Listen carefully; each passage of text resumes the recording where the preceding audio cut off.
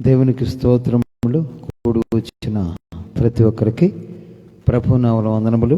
గనుడైనటువంటి ప్రభు, సర్వశక్తిమంతుడైనటువంటి దేవుడు మనకిచ్చినటువంటి ఈ సమయాన్ని బట్టి ఘనదేవునికి మనమందరం కూడా కృతజ్ఞతా స్తుతులు చెల్లించుదాం. ప్రియులారా, ఈ సమయంలో ప్రారంభ ప్రార్థన, మరి ఈ యొక్క ప్రార్థన ఆదివారపు ఆరాధన కార్యక్రమాన్ని మనమందరం కూడా ప్రారంభించుకుందాం.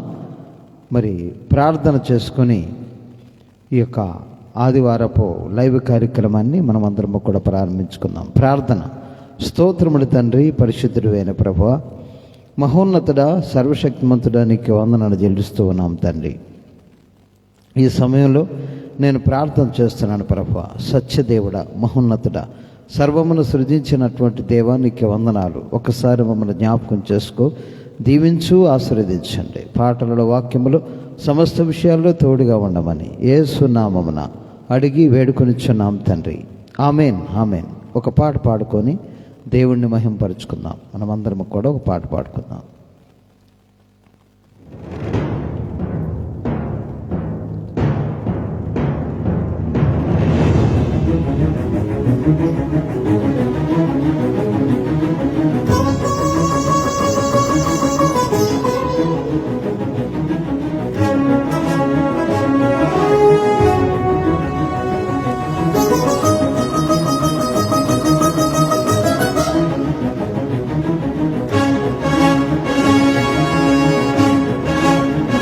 హల్లెలూయా.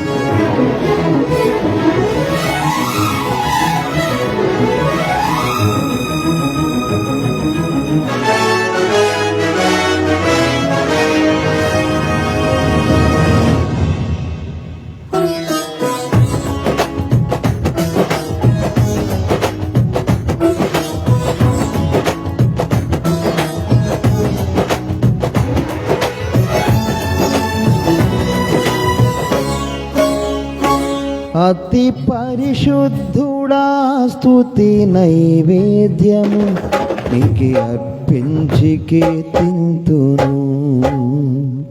అతి నైవేద్యము నీకే అర్పించి కీర్తింతును. నీవు నా పక్షమై నన్ను దీవించగా, నీవు నా తోడువై నన్ను నడిపించగా, జీవింతును నీ కోసమే. ఆశ్రయమైన నా యేసయ్యా, అతి పరిశుద్ధుడా, స్తుతి నైవేద్యము నీకే అర్పించి కీర్తింతును. అతి పరిశుద్ధుడా, స్తుతి నైవేద్యము నీకే అర్పించి కీర్తింతును.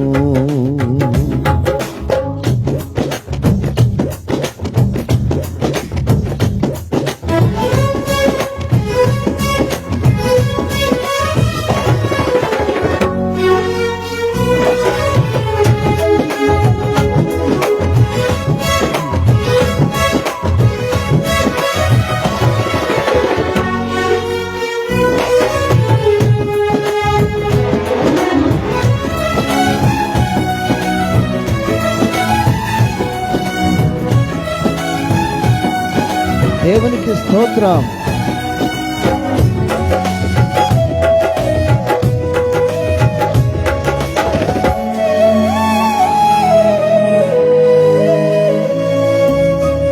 సర్వోన్నతమైన స్థలములయందు నీ మహిమ వివరింపగా, ఉన్నతమైన నీ సంకల్పం ఎన్నడూ ఆశ్చర్యమే.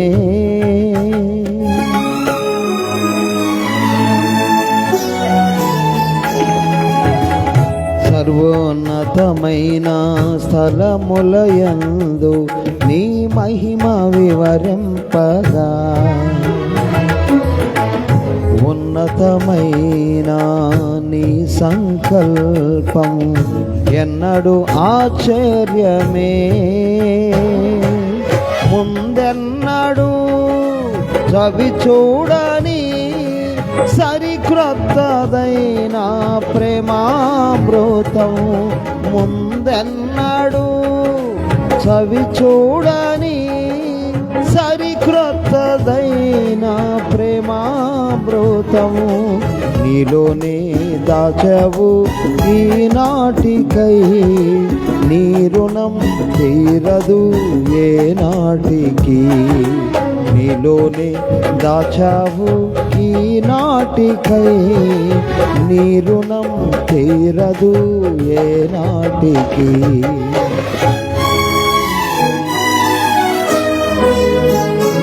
అతి పరిశుద్ధుడా స్తుతి నైవేద్యము నీకే అర్పించి కీర్తింతును. అతి పరిశుద్ధుడా స్తుతి నైవేద్యము నీకే అర్పించి కీర్తింతును. నీవు నా పక్షమై నన్ను దీవించగా నీవు నా తోడువై నన్ను నడిపించగా జీవితును నీ కోసమే ఆశ్రయమైన నా యేసయ్యా. అతి పరిశుద్ధుడా స్తుతి నైవేద్యము నీకే అర్పించి కీర్తింతును. అతి పరిశుద్ధుడా స్తుతి నైవేద్యము నీకే అర్పించి కీర్తింతును.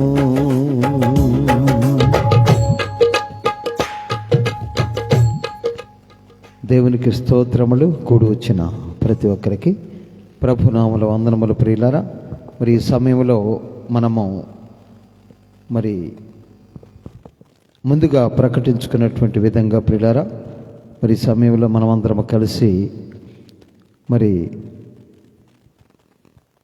దేవుని యొక్క వాక్యమును మనమందరం కూడా ధ్యానం చేసుకుందాం ప్రియులారా. మరి ఈ సమయంలో మనం ముందుగా ప్రకటించుకున్నాం ఏమనంటే, మరి యేసుక్రీస్తు మట్టి శరీరమా అని మనము అనేటువంటి వాక్య భాగాన్ని మనం ధ్యానం చేసుకుందాం ప్రియులారా. యేసుక్రీస్తు ప్రభుల వారు ఈ లోకంలో జీవించాడు. మనము డిసెంబరు మరి 25వ తారీఖు మనము క్రిస్మస్, క్రీస్తు పుట్టినటువంటి రోజుని మనమందరం కూడా జరుపుకొని ఉన్నాం ప్రియులారా. మరి అయితే యేసుక్రీస్తు ప్రభుల వారు మరియమ్మకు పుట్టారు కదా. అయితే ఆయన మరి మట్టి శరీరము కాకుండా ఎట్లా అవుతారు, ఎట్లా అనేది చాలామందిలో డౌట్ ఉంటుంది ప్రియులారా. ఆయన మరియమ్మ గారికి పుట్టారు. మరి కన్యక మరియ గర్భములో యేసుక్రీస్తు ప్రభుల వారు పుట్టారు. మరి బైబిల్ గ్రంథం ఏం చెప్తుంది? బైబిల్ గ్రంథంలో ఆయన మట్టి శరీరం అని చెప్తుందా, మహిమ శరీరము అని చెప్తూ ఉందా అని మనం చూసినట్లయితే ప్రియులారా, ఇక్కడ మరి వాక్య భాగాన్ని మనం ధ్యానం చేద్దాం. చూడండి, 1 కొరింథీయులకు రాసినటువంటి పత్రిక 15వ అధ్యాయము మరి 45వ వచనాన్ని నేను చదువుతున్నాను. ఇందు విషయమై ఆదామును మొదటి మనుషుడు, జీవించు ప్రాణి ఆయనని రాయబడి ఉన్నది. కడపటి ఆదాము జీవింప చేయు ఆత్మాయను. ఆత్మ సంబంధమైనది మొదట కలిగినది కాదు, ప్రకృతి సంబంధమైనదే మొదట కలిగినది, తర్వాత ఆత్మ సంబంధమైనది. మొదటి మనుషుడు భూ సంబంధి అయి మట్టి నుండి పుట్టినవాడు. రెండవ మనుషుడు పరలోకము నుండి వచ్చినవాడు. మట్టి నుండి పుట్టినవాడెట్టివాడో మట్టి నుండి పుట్టిన వారును అట్టివారే. పరలోక సంబంధి ఎట్టివాడో పరలోక సంబంధులను అట్టివారే. మరియు మనము మట్టి నుండి పుట్టిన వాని పోలికను ధరించిన ప్రకారం పరలోక సంబంధి పోలికయు ధరింతుము. దేవునికి స్తోత్రం. ఇక్కడ ఈ వాక్య భాగాన్ని మనం మరి చూసినట్లయితే ప్రియులారా, యేసుక్రీస్తు ప్రభుల వారు మరి మనం మట్టి నుండి పుట్టినవాడు కాదు అని వాక్య భాగం సెలవిస్తుంది. ఆదామును మొదటి మనుషుడు, జీవించు ప్రాణి ఆయను అని రాయబడి ఉన్నది. కటపటి ఆదాము జీవింపజేయు ఆత్మ ఆయను. దేవునికి స్తోత్రం. అయితే మొట్టమొదటి మనుషుడు దేవుడు తయారు చేసినప్పుడు ఆదాముని తయారు చేసే విధానం మనము బైబిల్ గ్రంథంలో మనందరికీ బాగా తెలుసు. మట్టి నుండి ఆదాము వచ్చాడు. ఆదాము సంతానం మనమందరము కలిసి. ఆదాము మరి దేవుని యొక్క కుమారుడిగా పిలువబడ్డాడు. దేవునికి స్తోత్రం. అయితే ఈ ఆదాము మట్టి నుండి పుట్టినవాడే. మరి యేసుక్రీస్తు ప్రభుల వారు ఆయన కూడా మరియమ్మకు పుట్టాడు కాబట్టి మట్టి నుండి పుట్టినవాడా అనేది మనము ధ్యానం చేయాలి. దేవునికి స్తోత్రం. అయితే మరియమ్మ గర్భములో యేసుక్రీస్తు ప్రభుల వారు పుట్టినట్లుగా మనం చూస్తూ ఉన్నాం. మరియమ్మ దగ్గరికి దేవుని దూత వచ్చి మాట్లాడినటువంటి విధానం మనం చూసినట్లయితే ప్రియులారా, లూకా రాసినటువంటి సువార్తలో మరియమ్మ దగ్గరికి దేవుని దూత వచ్చి మాట్లాడుతున్నటువంటి విధానం, నీవు గర్భము ధరించి కుమారుని కంటావు. చూడండి, 1వ అధ్యాయంలో మనం చూసినట్లయితే మరియమ్మతోటి ప్రభుదూత మాట్లాడుతున్నటువంటి మాట, 6వ నెలలో గాబ్రియేలు దేవదూత గలిలయలోని నజరేతు ఊరిలో దావీదు వంశస్థుడైన యేసేపును ఒక పురుషునికి ప్రదానం చేయబడిన కన్యక యొద్దకు దేవుని చేత పంపబడెను. ఆ కన్యక పేరు మరియ. దేవునికి స్తోత్రం. ఆ దూత లోపలికి వచ్చి ఆమెను చూచి, దయాప్రాప్తురాలా, నీకు శుభము, ప్రభువు నీకు తోడై ఉన్నాడు అని చెప్పెను. ఆమె ఆ మాటకు బహుగా తొందరపడి ఈ శుభవచనం ఏమిటో అని ఆలోచించుకొనిచుండగా దూత, మరియా, భయపడకము, దేవుని వలన నీవు కృప పొందితివి. ఇదిగో, నీవు గర్భము ధరించి కుమారుని కని ఆయనకు యేసు అని పేరు పెట్టుదువు. ఆయన గొప్పవాడై సర్వోన్నతుని కుమారుడనబడును. ప్రభు అయిన దేవుడు ఆయన తండ్రి అయిన దావీదు సింహాసనమును ఆయనకిచ్చును. ఆయన యాకోబు వంశస్థులను యుగయుగములు ఏలును. ఆయన రాజ్యము అంతము లేనిదై ఉండునని ఆమెతో చెప్పెను. అందుకు మరియా, నేను పురుషుని ఎరగన దానిని, ఇది ఎలాగూ జరుగునని దూతతో అనగా, దూత, పరిశుద్ధాత్మ నీ మీదికి వచ్చును, సర్వోన్నతుని శక్తి నిన్ను కమ్ముకొనును గనుక పుట్టబోవు శిశువు పరిశుద్ధుడై దేవుని కుమారుడు అనబడును.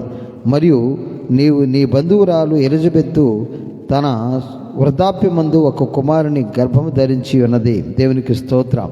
ఇక్కడ పరిశుద్ధాత్మ నీ మీదకు వచ్చును, సర్వోన్నతుని శక్తి నిన్ను కమ్ముకొనును గనుక పుట్టబోవు శిశువు పరిశుద్ధుడై దేవుని కుమారుడు అనబడును.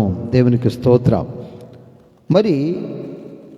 నీవు సర్వోన్నతుని శక్తి నిన్ను కమ్ముకుంటుంది. దేవునికి స్తోత్రం. అయితే ప్రియులారా, ఇక్కడ మనం చూసినట్లయితే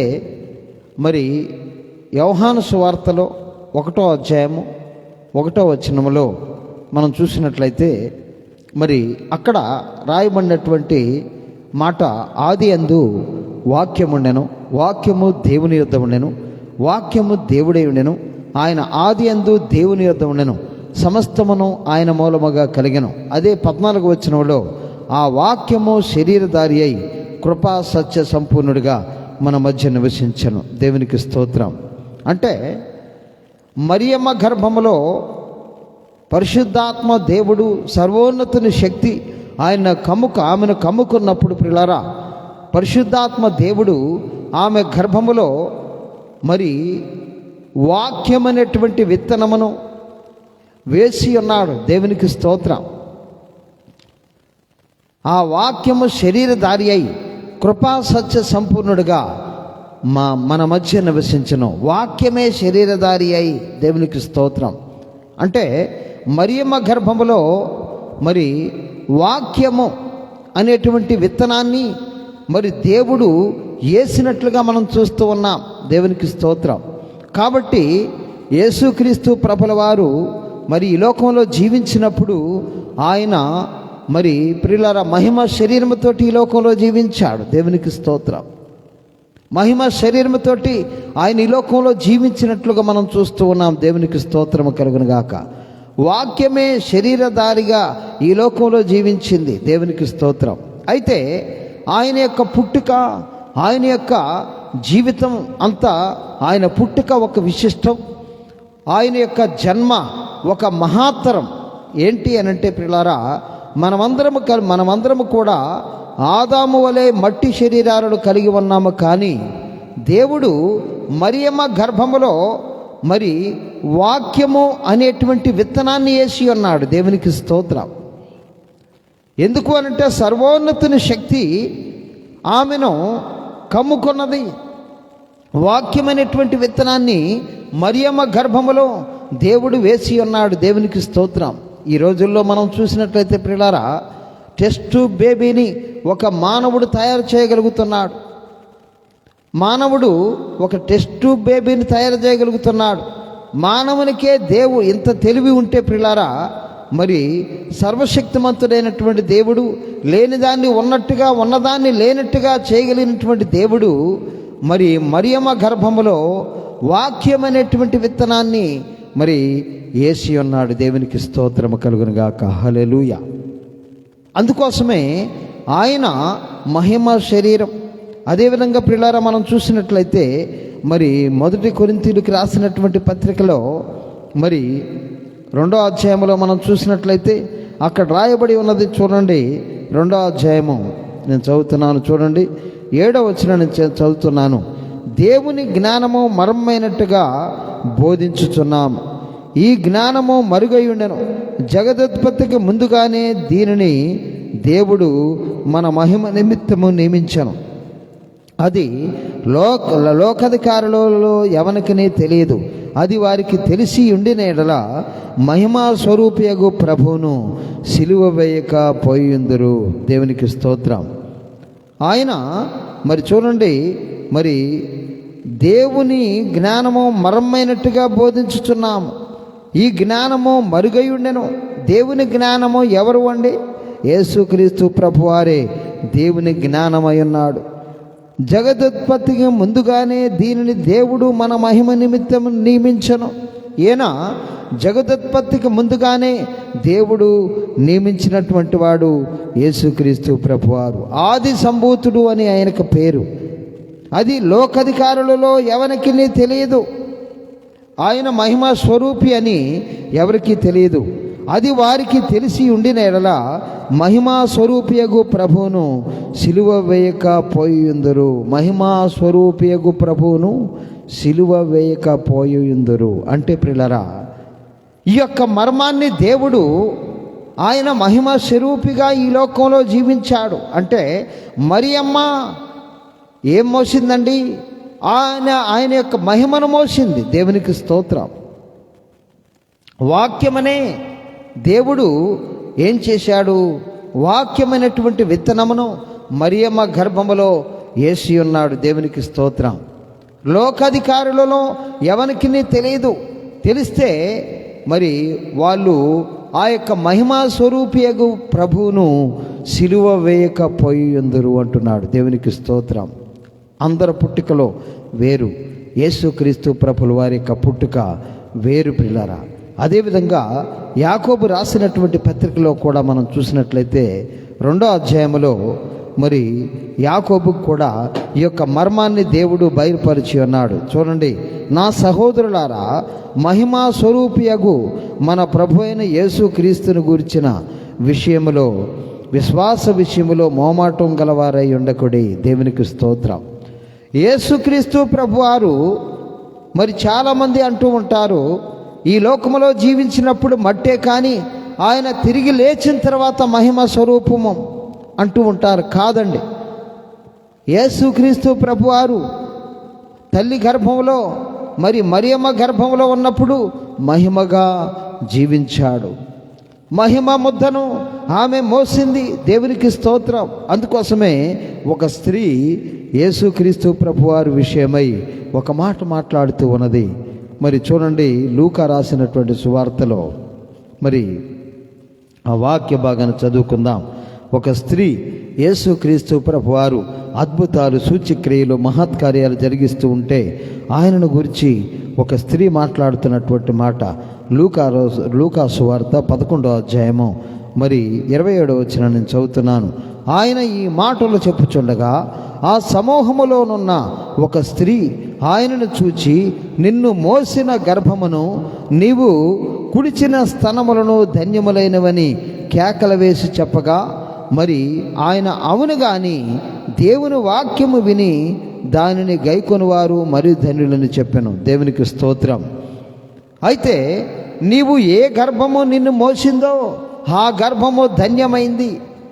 ఏ స్త్రీ దగ్గరైతే నువ్వు మరి పాలు తాగావో ఆ స్త్రీ ధన్యురాలు అని చెప్పి, మరి ఆమె జీవితం ధన్యమైపోయింది అని చెప్పి ఒక స్త్రీ దూరంగా ఉండి యేసుక్రీస్తు ప్రభుల వారి గురించి మాట్లాడుతున్నట్లుగా మనం చూస్తూ ఉన్నాం. దేవునికి స్తోత్రం.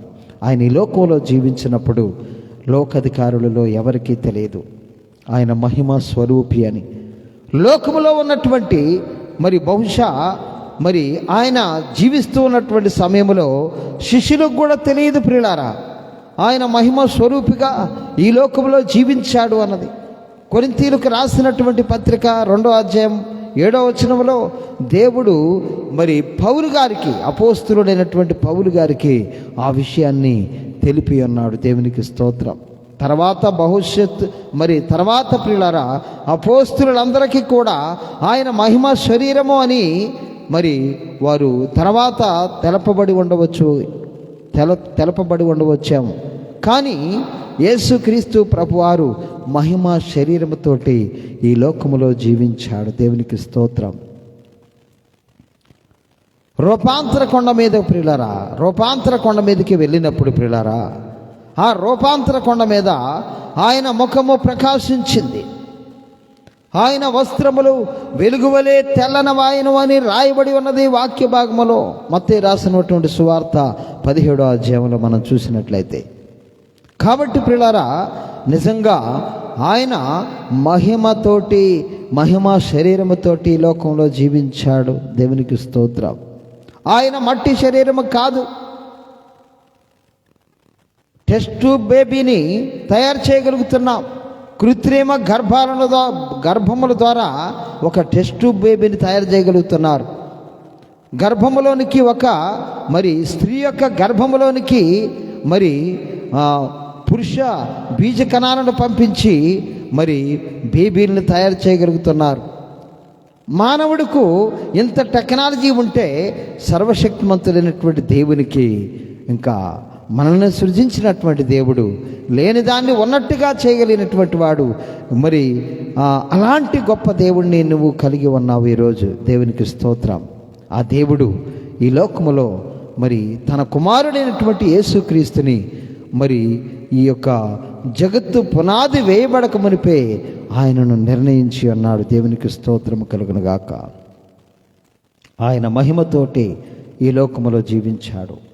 ఆయనతో ఉన్న వాళ్ళందరూ కూడా, ఆయనతో జీవించినటువంటి 12 మంది అపోస్తలులు, ఆయన టైంలో ఉన్నటువంటి వారందరూ కూడా ఆత్మతో నింపబడిన వారై మరి ఆయన గురించి చాలా మాటలు మాట్లాడారు. దేవునికి స్తోత్రం. యేసుక్రీస్తు ప్రభుల వారి గురించి మరి సిమియోను అనేటువంటి వ్యక్తి ఆయన గురించి కొనియాడాడు. దేవునికి స్తోత్రం. చూడండి, మరి లూకా రాసినటువంటి సువార్త 2వ అధ్యాయము 7వ వచనం చదువుతున్నాను. అంతటా ధర్మశాస్త్ర పద్ధతి చొప్పున ఆయన విషయమై జరిగించుటకు తల్లిదండ్రులు శిశువైన యేసు దేవాలయంలోకి తీసుకుని వచ్చినప్పుడు అతడు తన చేతులలో ఆయనను ఎత్తుకొని దేవుని స్తుతించుచు ఇట్లనెను, సిమియోను అనేటువంటి వ్యక్తి, యెరూషలేమునందు సిమియోను ఒక మనుషుడనను, అతడు నీతిమంతుడును భక్తిపరుడై ఉండి ఇజ్రాయేలు యొక్క ఆదరణ కొరకు కనిపెట్టువాడు. దేవునికి స్తోత్రం. పరిశుద్ధ ఆత్మ అతని మీద ఉండెను. అతడు ప్రభు యొక్క క్రీస్తును చూడకమునుపు మరణము పొందలని అతనికి పరిశుద్ధాత్మ చేత బయలుపరచబడెను. దేవునికి స్తోత్రం. అతను యేసుని గురించి మాట్లాడుతూ ఉన్నాడు, నాదా, ఇప్పుడు నీ మాట చొప్పున సమాధానముతో నీ దాసుని పోనిచ్చుచున్నావు. అన్యజనులకు నిన్ను బయలుపరచుటకు వెలుగుగాను నీ ప్రజలైన ఇశ్రాయేలులకు మహిమగాను నీవు సకల ప్రజల ఎదుట సిద్ధపరిచిన నీ రక్షణ నేను కనులారా చూచితిని. దేవునికి స్తోత్రం. అన్యజనులకు ఆయన వెలుగుగా ఉన్నాడు. దేవునికి స్తోత్రం. తన ప్రజలైనటువంటి ఇశ్రాయేలు వారికి ఆయన మహిమగా ఉన్నాడు అని చెప్పి వాక్య భాగంలో దేవుడు సెలవిస్తున్నాడు. తాను నమ్మినటువంటి బిడ్డలందరికీ కూడా ఆయన మహిమ. దేవునికి స్తోత్రం.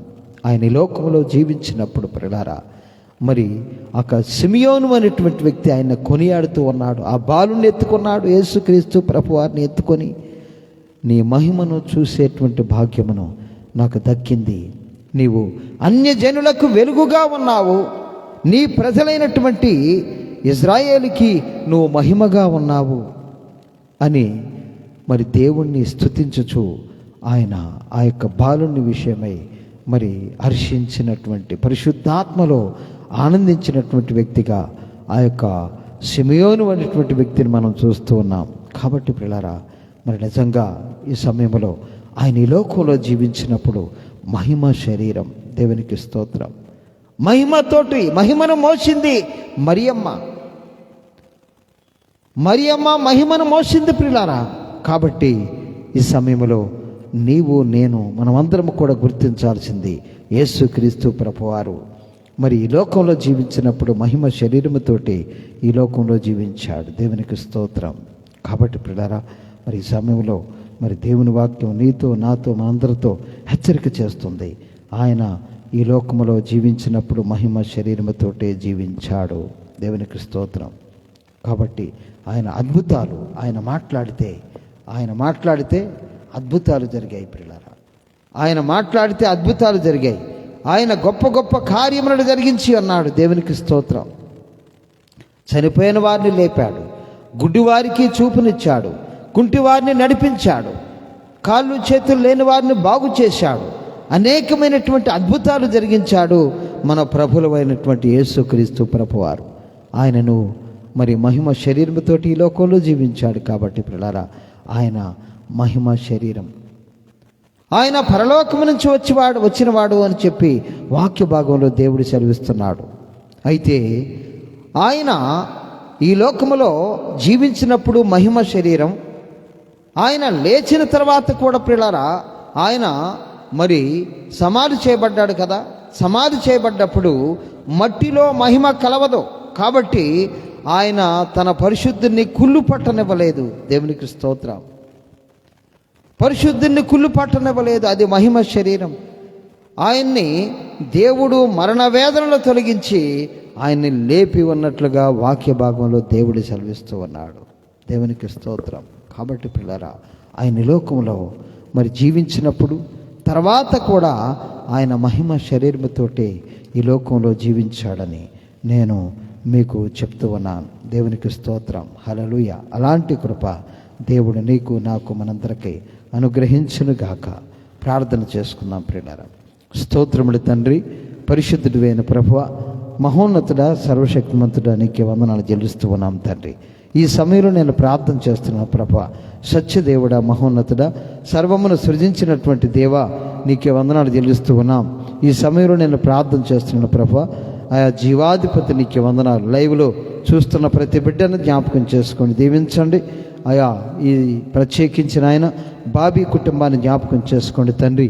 దీవించిన ఆయన ఆశీర్వదించండి. బాబీ చుట్టూ కంచి వేయండి తండ్రి. బాబీ కోసం నువ్వు సిద్ధం చేసిన జాబుని నీ కుమారుడికి అనుగ్రహించమని ప్రార్థన చేస్తున్నాను. రమ్యాన్ని జ్ఞాపకం చేసుకోండి, దీవించండి.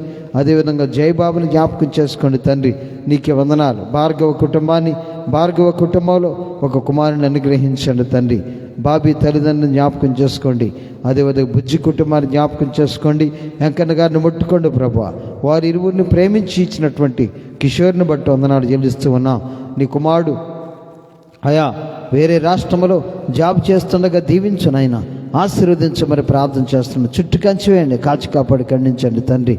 అదేవిధంగా తండ్రి శృతిని జ్ఞాపకం చేసుకోండి, దీవించండి, ఆశీర్వదించమని ప్రార్థన చేస్తున్న ప్రభువా. నీకే వందనాలు తండ్రి. అదేవిధంగా తండ్రి అనంతకుమారి పెద్ద కుటుంబాన్ని జ్ఞాపకం చేసుకోండి తండ్రి. వారి మిస్సెస్ గారిని అయ్యా ముట్టుకోండి ప్రభువా. నీకే వందనాలు. అభిషేకాన్ని ముట్టుకోండి ప్రభువా. ఆయా మెడిసిన్ చదువుచుండగా దీవించు నాయన, ఆశీస్సుని ముట్టుకోండి ప్రభు. ఆయా ఇంటర్మీడియట్ చదువుచుండగా దీవించు నాయన, ఆశీర్వదించండి తండ్రి. కుటుంబం చుట్టూ కంచి వేయండి. కెనడీ కుటుంబాన్ని జ్ఞాపకం చేసుకోండి, దీవించండి అయా. అదేవిధంగా వారి మిస్సెస్ గారిని ముట్టుకోండి ప్రభు. జషేని జ్ఞాపకం చేసుకోండి తండ్రి. నీకే వందనాలు చెల్లిస్తూ ఉన్నాం. వారి అమ్మగారిని కూడా ముట్టుకోండి ప్రభు, నీకే వందనాలు. విజయరాజు కుటుంబాన్ని, వారికి ఇచ్చినటువంటి ముగ్గురు పిల్లల్ని దీవించండి, ఆశీర్వదించండి తండ్రి. రాము కుటుంబం జ్ఞాపకం చేసుకోండి తండ్రి. అయా కొత్తపల్లి జోసెఫ్ గారి కుటుంబాన్ని జ్ఞాపకం చేసుకోండి తండ్రి, నీకే వందనాలు. బాలరాజు గారి కుటుంబాన్ని జ్ఞాపకం చేసుకోండి తండ్రి. వారికి ఇచ్చినటువంటి కుమారుని కూతురుని జ్ఞాపకం చేసుకోండి. కనకరాజు గారి కుటుంబాన్ని జ్ఞాపకం చేసుకోండి తండ్రి. జన్ను ప్రవీణ్ గారి కుటుంబాన్ని జ్ఞాపకం చేసుకోండి తండ్రి. నవీన్ సాగర్ గారి కుటుంబాన్ని, వారికి ఇచ్చినటువంటి ప్రభా అయా కుమారుని బట్టి కూతురిని బట్టి వందనాలు. జిల్లా లక్ష్మి గారి కుటుంబాన్ని జ్ఞాపకం చేసుకోండి తండ్రి. ఆ కుటుంబం చుట్టూ కంచివేయండి. జిల్లా వెంకటేష్ కుటుంబాన్ని, జిల్లా వీరబాబు కుటుంబాన్ని, గోపమ్మ కుటుంబాన్ని జ్ఞాపకం చేసుకోండి తండ్రి. అనసూయమ్మ గారి కుటుంబాన్ని, భారత లక్ష్మిని జ్ఞాపకం చేసుకోండి. రాంబాబుని ముట్టుకోండి. వారికి ఇచ్చినటువంటి ప్రభా అయా కుమార్తెలిద్దరిని బట్టి కుమారుని బట్టి వందనాలు. అయా పుల్లమ్మ గారిని కూడా ముట్టుకోండి, మానిపించండి అయా తండ్రి. కాలు విరిగి ఉండగా ముట్టుకోండి ప్రభు, నీకు వందనాలు. హైమవతి గారి కుటుంబాన్ని, రామదాస్ గారు వారికి ఇచ్చిన ఇద్దరు పిల్లల్ని దీవించండి. కనకలక్ష్మి కుటుంబాన్ని జ్ఞాపకం చేసుకోండి. చారి గారిని ముట్టుకోండి ప్రభు. అదేవిధంగా తండ్రి జ్యోతి కుటుంబాన్ని జ్ఞాపకం చేసుకోండి తండ్రి. వారికి ఇచ్చినటువంటి ప్రభ అయా మరి తండ్రి కుమారుని కూతురుని జ్ఞాపకం చేసుకోండి. సామ్రాజ్యం గారి కుటుంబాన్ని జ్ఞాపకం చేసుకోండి తండ్రి. సిద్ధార్థని జ్ఞాపకం చేసుకోండి, దీవించండి, ఆశ్రయించండి. దేవదాస్ కుటుంబాన్ని, రూపాన్ని, పేతుడిని ముట్టుకోండి ప్రభా. రత్నమ్మ గారి కుటుంబాన్ని జ్ఞాపకం చేసుకోండి తండ్రి. అదేవిధంగా తండ్రి అయా ఈ సమయం జీవమనమ్మ కుటుంబాన్ని జ్ఞాపకం చేసుకోండి. ప్రియాంక శ్రీకాంత్ని జ్ఞాపకం చేసుకోండి. మార్తమ్మ గారి కుటుంబాన్ని జ్ఞాపకం చేసుకోండి తండ్రి. అయా ఆ కుటుంబంలో తండ్రి ఒక కుమారుని అనుగ్రహించండి తండ్రి. లుధియా దుర్గయ్య గారి కుటుంబాన్ని, అయానికి నాగేశ్వరమ్మ కుటుంబాన్ని జ్ఞాపకం చేసుకోండి తండ్రి. అయానికి వందనాలు. అదే డేవిడ్ రాజు కుటుంబాన్ని జ్ఞాపకం చేసుకోండి. యలమంచి శ్రీనివాస్ గారి కుటుంబాన్ని జ్ఞాపకం చేసుకోండి తండ్రి. జానయ్య గారి కుటుంబాన్ని జ్ఞాపకం చేసుకోండి. వారికి ఇచ్చిన ముగ్గురు పిల్లల్ని, ప్రియాంక కుటుంబాన్ని జ్ఞాపకం చేసుకోండి తండ్రి. వారికి ఇచ్చిన ఇద్దరు పిల్లల్ని దీవించండి. బిల్లుకు జాబ్ని గ్రహించండి తండ్రి. ఎంబాబు గారి కుటుంబాన్ని జ్ఞాపకం చేసుకోండి. విక్కీని జ్ఞాపకం చేసుకోండి తండ్రి. ఇతర దేశాల్లో ఉంటుండగా దీవించను ఆయన. అదేవిధంగా సిద్ధుని జ్ఞాపకం చేసుకోండి. అయా మరి వదినమ్మ గారిని జ్ఞాపకం చేసుకోండి, దీవించండి. వెంకటేష్ కుటుంబాన్ని జ్ఞాపకం చేసుకోండి తండ్రి. వారికి ఇచ్చినటువంటి ప్రభా కుమారుని బట్టి కూతురుని బట్టి వందనాలు. ఇంద్రమ్మని జ్ఞాపకం చేసుకోండి. జేమ్స్ యాకే కుటుంబాన్ని జ్ఞాపకం చేసుకోండి తండ్రి. దీవించిన ఆయన ఫ్రెండ్స్ అందరిని కూడా జ్ఞాపకం చేసుకోండి. భాస్కర్ వీధి కుటుంబాన్ని, బొమ్మకు మురళి కుటుంబాన్ని, చక్రవర్తి గారి కుటుంబాన్ని, గోపాలకృష్ణ కుటుంబాన్ని, నాగరాజు నున్ను కుటుంబాన్ని, పాల్ వెంకటరత్నం కుటుంబాన్ని జ్ఞాపకం చేసుకోండి. పూల్ సింగ్ గారి కుటుంబాన్ని జ్ఞాపకం చేసుకోండి తండ్రి. ప్రశాంత్ కుటుంబాన్ని, రసూల్పా కుటుంబాన్ని జ్ఞాపకం చేసుకోండి తండ్రి. సైదుల కుటుంబాన్ని, సైదులు ముట్టుకోండి ప్రభా. ఆయన కుమారుడికి ఆరోగ్యమైన శక్తిని, బలమని చూపించండి తండ్రి. సత్య కుటుంబాన్ని, శాఖర చింతా కుటుంబాన్ని, శ్రీధర కసిరెడ్డి కుటుంబాన్ని, కట్టా రాంప్రసాద్ గారి కుటుంబాన్ని జ్ఞాపకం చేసుకోండి. రామేశ్వర్ కుటుంబాన్ని జ్ఞాపకం చేసుకోండి తండ్రి. అయా రేఖ, అదేవిధంగా చక్రవర్తి గారి కుటుంబాన్ని జయమని, వారికి ఇచ్చిన నలుగురు పిల్లలను దీవించండి. సంజయ్ కుటుంబాన్ని, కుమార్ గారిని ముట్టుకోండి ప్రభా, నీకే వందనాలు. శారద గారి కుటుంబాన్ని, వారికి ఇచ్చినటువంటి కుమారులు ఇద్దరిని బట్టి వందనాలు. యేసురాజు కుటుంబాన్ని జ్ఞాపకం చేసుకోండి తండ్రి. నాగరత్నం గారి కుటుంబాన్ని, సరితాన్ని, లక్ష్మిని జ్ఞాపకం చేసుకోండి, దీవించండి, ఆశీర్వదించండి తండ్రి.